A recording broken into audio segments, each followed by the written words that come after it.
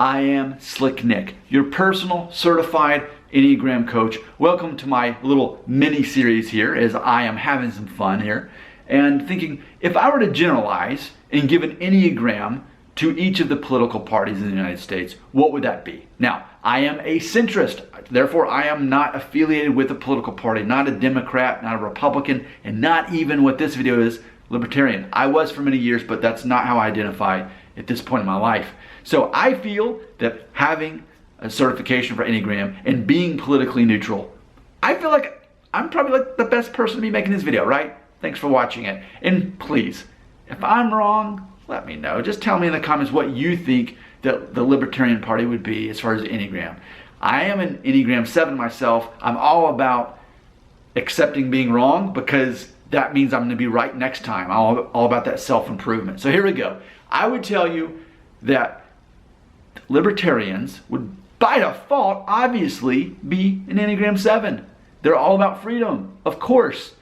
7, that's a no-brainer, right? I would say the wing would be a 6 because they still are definitely scanning for danger, which 6s do. And I feel that because they're focused on freedom from the government mainly and letting the free market reign, what are they cautious about? They're cautious about government involvement. They're cautious about the government taking away their freedom. So that's why I see that 6 in there. But yes, I would say it's pretty obvious that they are an Enneagram 7. So let's acknowledge the similarities between the Republicans and the Libertarians. There's quite an overlap in the Venn diagram there. So when I did the video on Republicans, I said that they are Enneagram 8, the challenger, with the wing of the 7 because they are also focused on that freedom and liberty. But ultimately, they're more aggressive about things.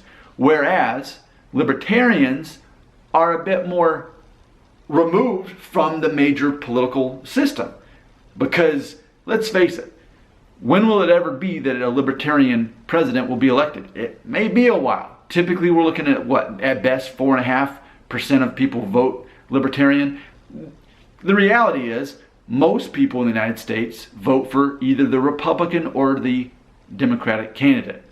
So they're already seeing that they're the underdog by default, right? The Libertarians are. So they're not. They don't really have the ability to be the challenger, the 8. But they are focused on that freedom. And again, the freedom from government. So it's interesting what contrasts them from the Democratic Party. Well, I would say, again, the Democrats being 4, all about individual. So, and also too, with my wife and I were talking about it, my sister and I were talking about, well, would the Democrats not be a 2? They're all about helping. I'm a centrist, so I would say ultimately, a lot of the political ideas, these parties, they want to help people. That's the whole point. But ultimately, what's the main driving force? I'd say Democrats are focused on expressing individuality. And Libertarians are more focused on not giving that power to the government. And it just so happens that when we give power to the government, it seems that that's where we are focusing more on those minority type groups.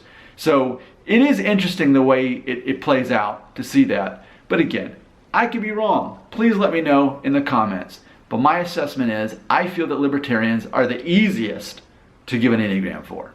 Because 7, freedom, liberty. That's what 7s are. That's what Libertarians are all about. But they are totally always scanning for danger. And they're always talking about being cautious about trusting the government. There's a large distrust in that, and they want to see the free market reign more so than giving power to the government, as of course the Democrats would more freely do, and as compared or contrasted to the Republicans, who basically want to take that power for themselves and say, we don't want that government power ruling what people do. But it's different than a Libertarian who's more hands-off. Your comments right here.